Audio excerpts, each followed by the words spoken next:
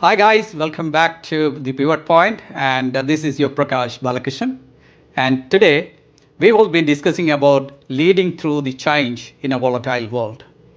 Feeling like everything is changing at once? You're not alone. We live in a volatile world. The world today is changing faster than ever before.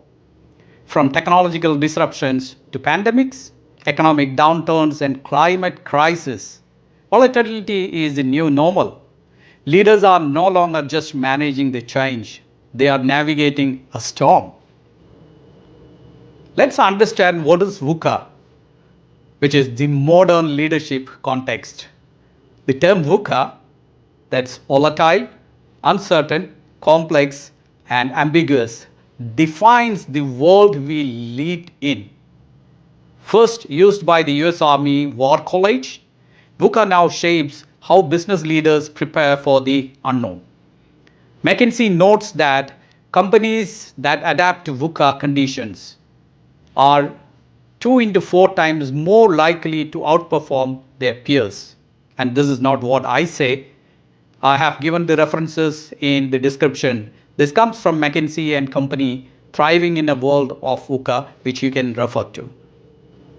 What great leaders do differently in change? What separates great leaders from the good ones? It's not just vision, but how they lead through uncertainty.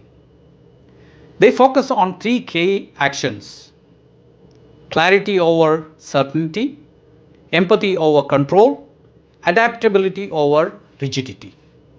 According to Deloitte, 92% of organizations are not structurally designed for agility.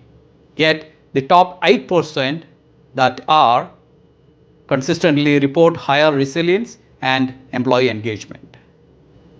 Let's look at a world example.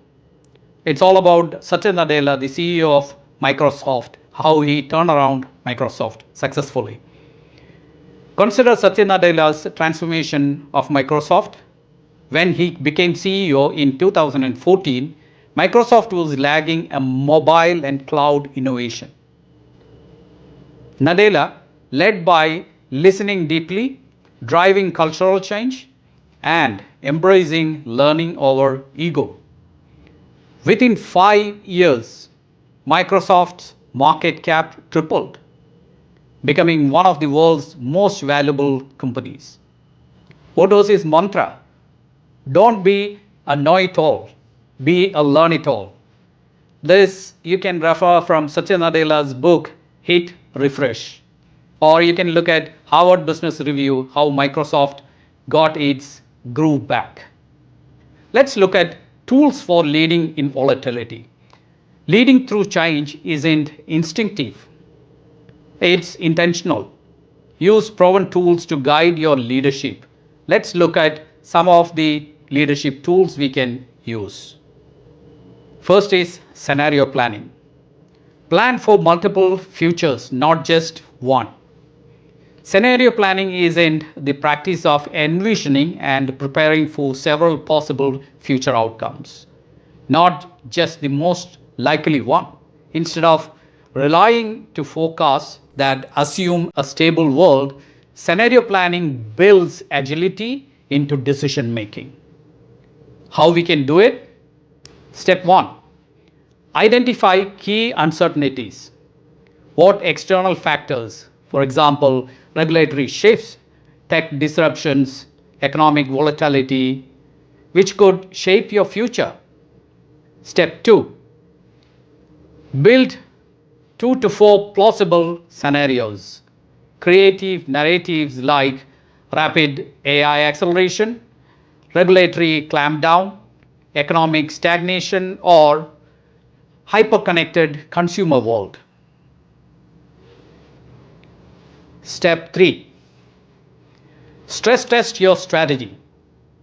Ask, will our current model survive across these scenarios? What capabilities are transferable across all futures? Now, the last but not the least, step 4. Develop contingency plans. Build flexible roadmaps, not just rigid ones. Don't aim to predict the future. Aim to be ready for any future. Coming to real-time feedback loops. Leverage employee insights to stay grounded. Now, what are real-time feedbacks? Real-time feedback loops ensures leaders continuously gather, sense, and act on frontline data, employee sentiment, and real-world challenges, not just top-down assumptions. How do they do it? Use pulse surveys, example, weekly or bi-weekly 2-minute check-ins to capture evolving employee moods and stress. Hold listening circles or small group feedback sessions monthly with psychological safety as a rule. Introduce digital suggestion tools, example, anonymous channels like Slack bots, MS Teams surveys, or tools like Office Vibe or Tiny Pulse, whichever. Establish a rapid response rhythm.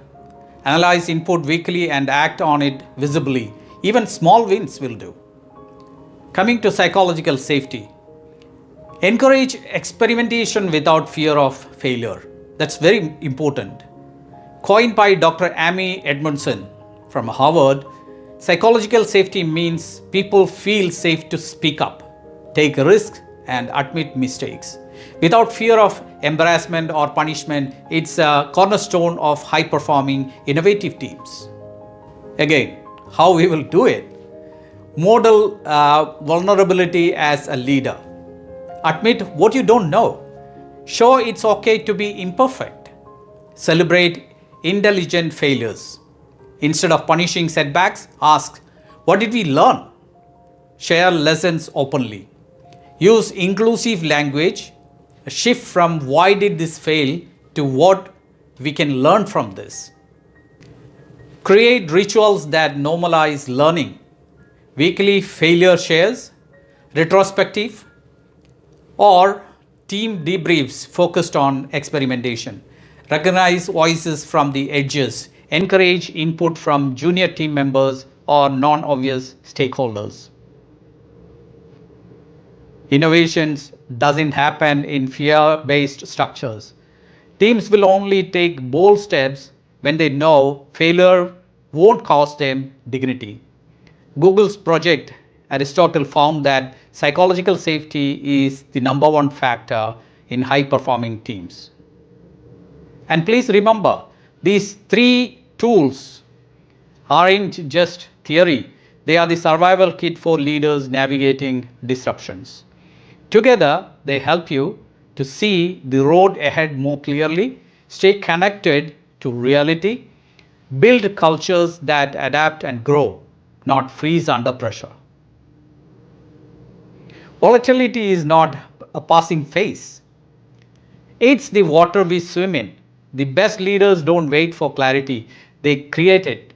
They show up with vision, resilience, and compassion. Because in a volatile world, leadership isn't about being right, it's about being realistic.